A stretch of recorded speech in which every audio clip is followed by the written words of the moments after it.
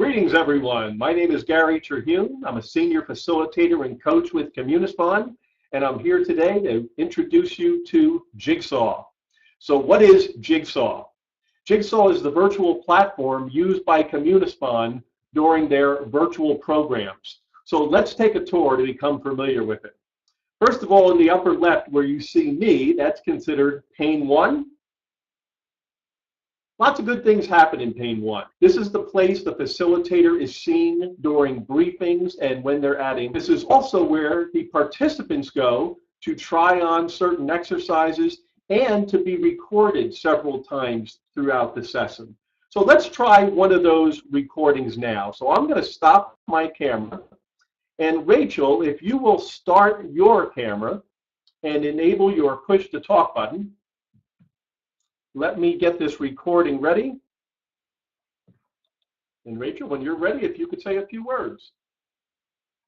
Good morning, Gary. Can you hear me? I can. Wonderful. Good morning, everyone. My name is Rachel Harner. I'm one of the managing directors here at Communispond, and I'm participating today virtually from Frisco, Texas, where it is beautiful, sunny, and 75 degrees compared to yesterday when it was 40 degrees. Typical Texas, but glad to be here. Thanks, Gary. Thank you, Rachel. All right, you can stop your camera now with the stop button right above your head in pane 1. There you go. I'll start my camera up again. And again, we are in pane 1 here, so what just happened is Rachel's recording was saved, and in a couple seconds we're going to take a look at that recording. But first of all, each pane has a title bar, a blue title bar, and there are certain commands that we can access in each title bar. So in pane 1, right above an individual, like I'm standing right here, right above me, you'll see a start button that enables you to start your web. When you're ready to stop it, you will stop it. You also have the ability to expand any of these panes to take up most of your screen. And I also have the ability to do that for everyone. So I'm just trying that here. I'm going to resize it. And that icon is in the very upper right-hand corner of each pane's title bar. So when you want to get a closer look at something, you can expand it. So let's take a look at Rachel's video up here in pane 1. Good morning, Gary. Can you hear me? Wonderful. Good morning, everyone. My name is Rachel Harner. I'm one of the managing directors here at Communispond, and I'm participating today virtually from Frisco, Texas, where it is beautiful, sunny, and 75 degrees compared to yesterday when it was 40 degrees. Typical Texas, but glad to be here. Thanks, Gary. All right, one of the powerful features of Jigsaw, recording and immediate playback.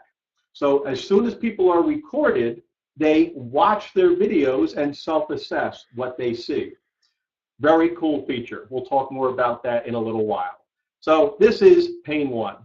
Pane 2 is just to the right of me, and it's where you're seeing my PowerPoint visuals. And typically, that's what it's used for.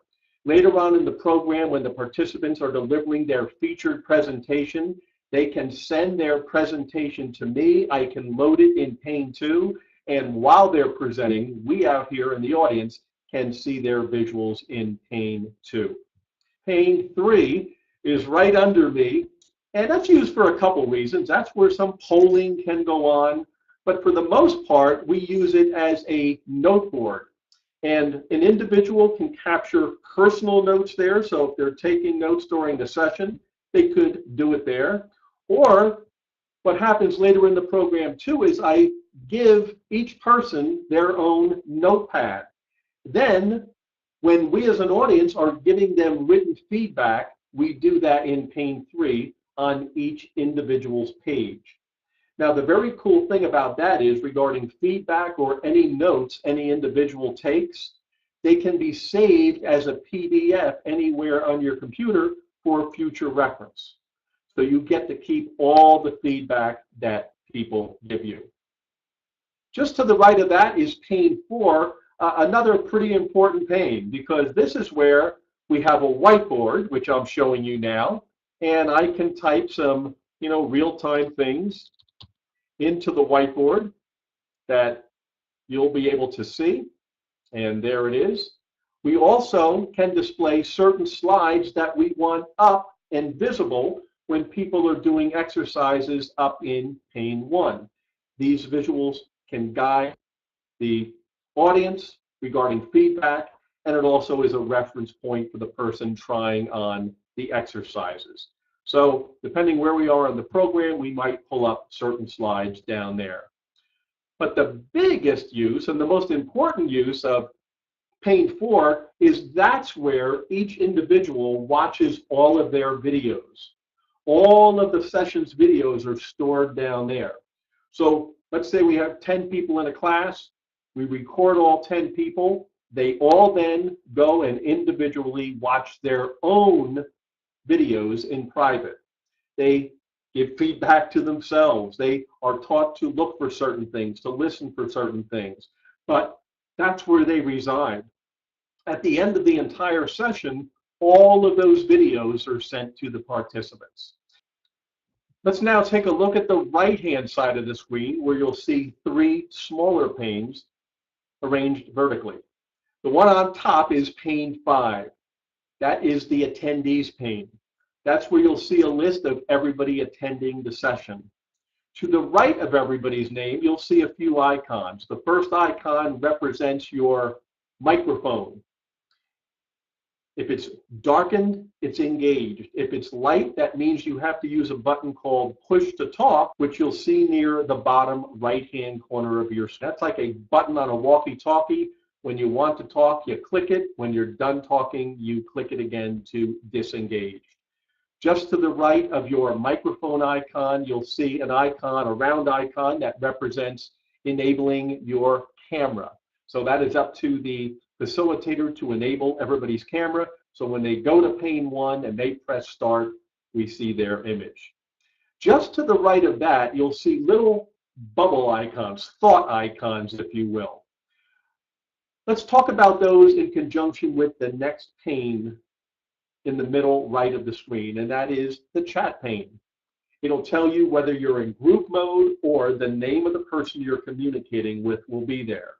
Then to add a chat note, you would click near the bottom of the chat pane, type in your message, click the send button to the right-hand side, and it would go to either the group or the individual. What I would like everybody to do now is to just click into that field near the bottom left of the chat window and type a quick message of greeting.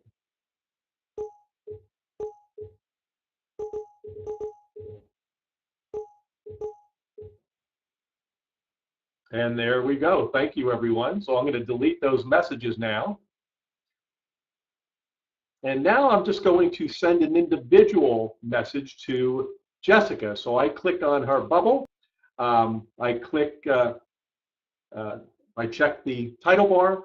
I typed in, "Hi, Jess," sent it. Only she received it. If she responded, only I would see her response. All right. Let's move down to the very bottom right-hand corner of the screen, and that is the attachments pane. That's where we periodically put in some important attachments that you might want to upload to your computer to save for future reference. What you're seeing there now is an electronic version of the workbook that's used for our program called Executive Presentation Skills Anywhere. So an individual could click on that, save it, and have it on their computer in electronic form forevermore. On the very bottom left-hand side of your screen, a quick tour down there, you'll see a gear type of icon.